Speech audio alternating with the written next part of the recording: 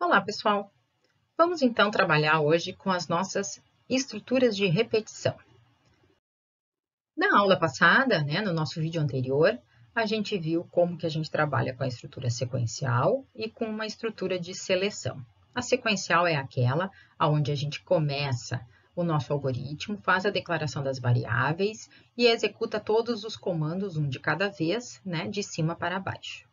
A gente viu também que quando a gente quer selecionar um conjunto de comandos para ser executado, a gente usa a estrutura de seleção, o nosso se, senão.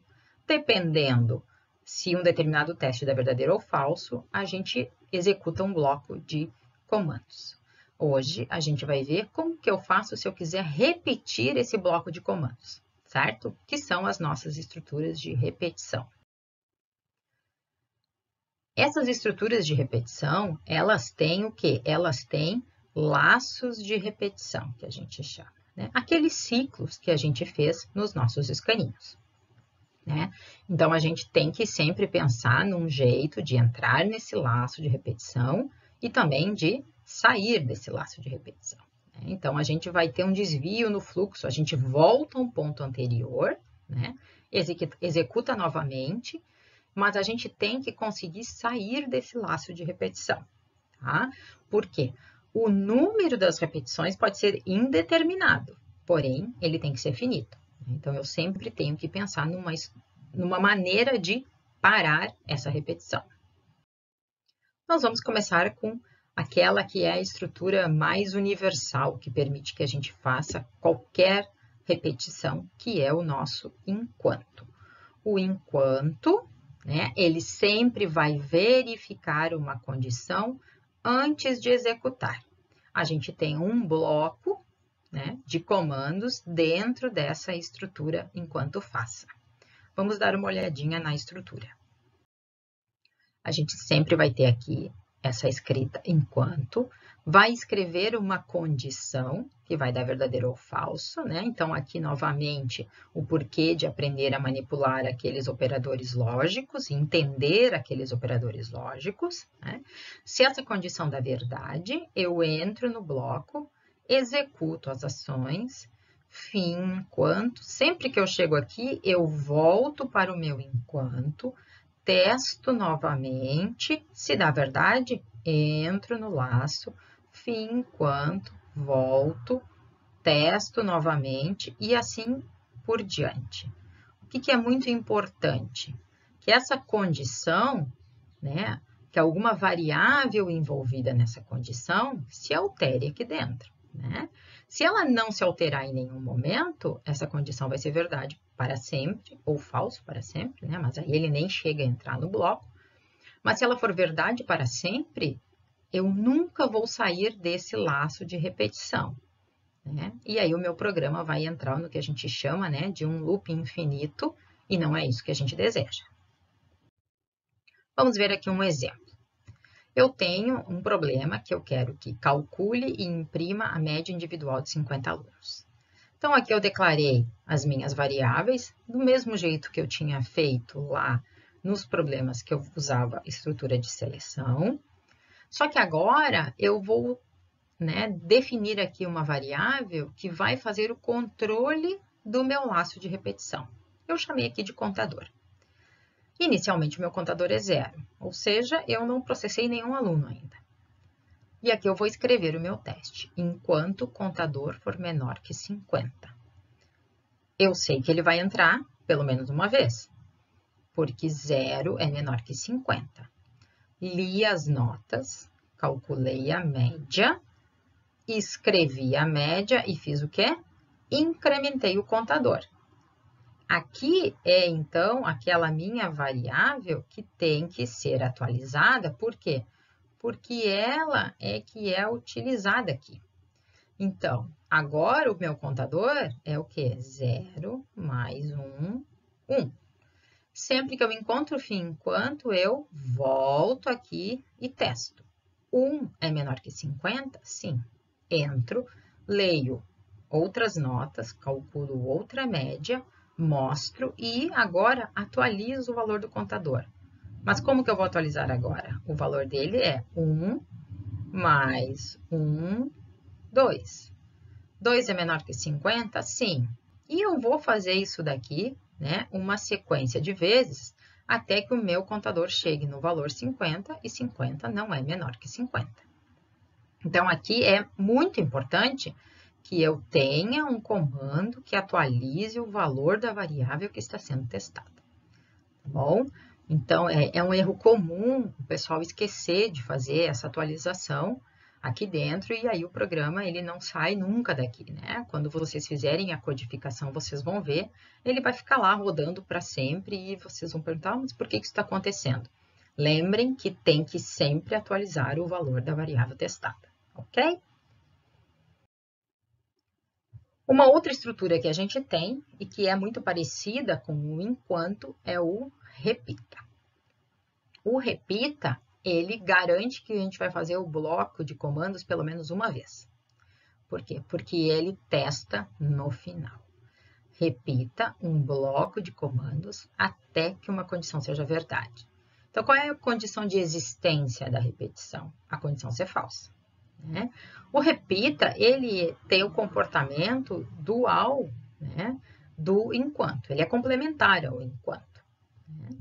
Tanto que a condição que a gente usa aqui é justamente aquela complementar que a gente usaria no enquanto. Vamos ver um exemplo novamente. Mesmo problema. Contador inicializei em 0, repita. Li as notas, calculei a média, escrevi a média e incrementei o contador. O que mudou aqui? Mudou o meu teste. Porque eu vou repetir isso daqui até que o contador seja igual a 50. Quando ele for 50, eu caio fora da repetição. Né? Então, aqui, qual é a principal diferença entre essas estruturas? É que o repita, eu sempre vou executar uma vez o bloco.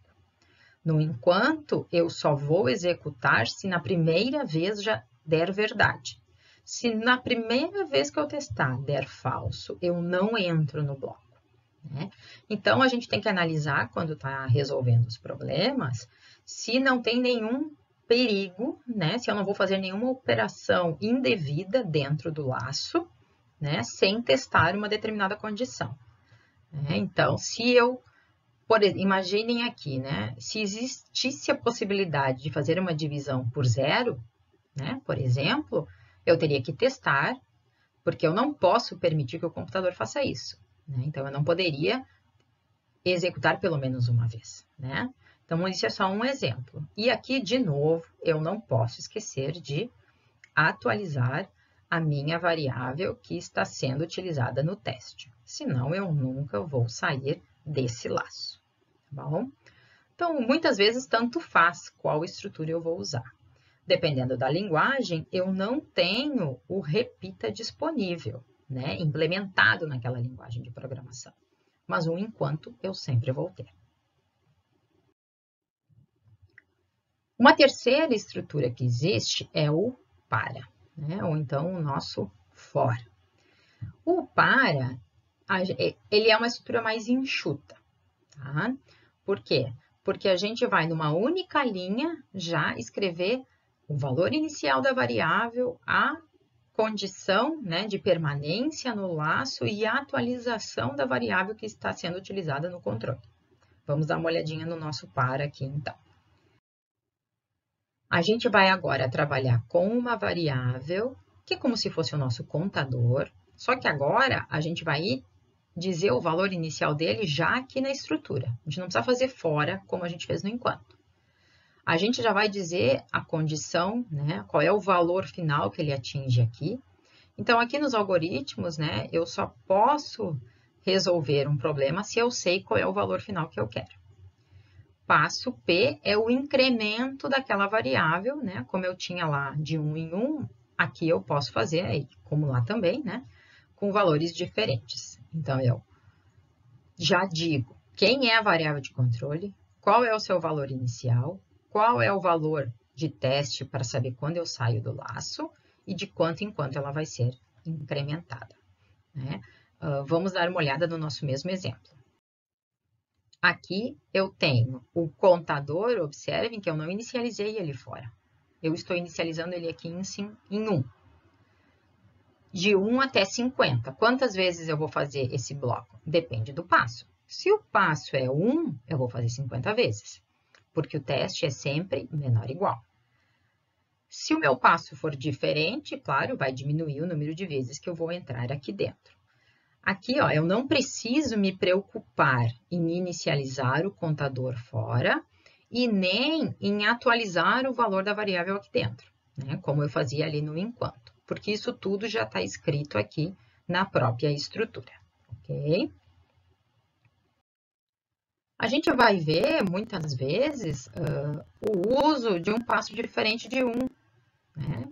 Porque, dependendo do problema, eu tenho a variável i, ela pode ser utilizada só para controlar quantas vezes eu faço aquele laço, mas ela também pode ser utilizada dentro das minhas expressões, né? Utilizadas dentro do laço. Então, eu posso usar essas variáveis para resolver os problemas, não apenas para controlar o laço. Então, aqui, ó, se eu digo que o meu i começa em 1, vai até 10 e o passo é 2, que valores o meu i vai atingir? 1, 3, 5, 7, 9. O próximo seria 11, mas 11 já é maior do que 10. Então, eu já sairia dessa estrutura, né? A mesma coisa aqui, ó, se eu digo que o meu i vai de 1 até 10 e o passo é 10, eu vou, né, entrar aqui só uma vez. Na próxima vez, o meu i já é 11 e já não entra dentro do bloco. Bom, então, vai fazer só uma vez. Então, ela permite que a gente faça isso tudo numa única linha. A gente pode também trabalhar com passo negativo. Se o valor inicial é maior que o final, eu tenho que decrementar, senão eu não vou entrar nunca aqui. Outra coisa que vocês vão ver bastante mais para frente é o encadeamento desses laços de repetição. Nesse caso aqui, a gente tem um para dentro do outro. Quantas vezes eu vou executar esse bloco de ações aqui? Né? Como que funciona isso daqui? Bom, eu vou ter, sempre, eu vou chegar aqui e eu vou ter lá o meu i igual a 1. Quando o meu i é igual a 1, 1 é menor que 10, eu vou entrar no bloco. Só que eu chego aqui e encontro outro bloco. E aqui eu tenho outra variável de controle, né? Eu não posso usar a mesma variável de controle aqui nos dois. Quando o meu i é 1, o meu j vale 1. 1 é menor que 100? Eu vou entrar aqui. Cheguei no meu fim para, volto aqui, e qual é o meu valor de j agora? Se ele vai de 1 em 1, agora o meu j vale 2. Mas observem que o meu i não se modifica. Por quê? Porque eu não voltei nesse ponto aqui. Eu vou ficar dentro desse laço até o meu j ser 100. Só depois disso que eu vou chegar em 101 é maior do que 100, que eu vou sair desse laço de repetição. E aqui o meu próximo ponto é o quê? É um fim para, que vai me levar agora lá para cima. E agora o meu i vai ser incrementado, vai ser 2, porque o meu passo é 1. Para i igual a 2, faço essa ação e agora o meu j, porque eu encontrei novamente o meu para. Agora, o meu j começa tudo de novo, de 1 até 100. Então, a gente tem um laço dentro do outro, né? Então, quantas vezes eu faço essas ações aqui? Né? 1000 vezes, porque para cada i eu faço 100 vezes esse bloco aqui que é controlado pelo j. Tá? É importante entender isso daqui, porque quando a gente trabalhar com as matrizes, que é uma estrutura para armazenar informação, vai ser bem importante. Vamos ver mais um exemplo aqui, então.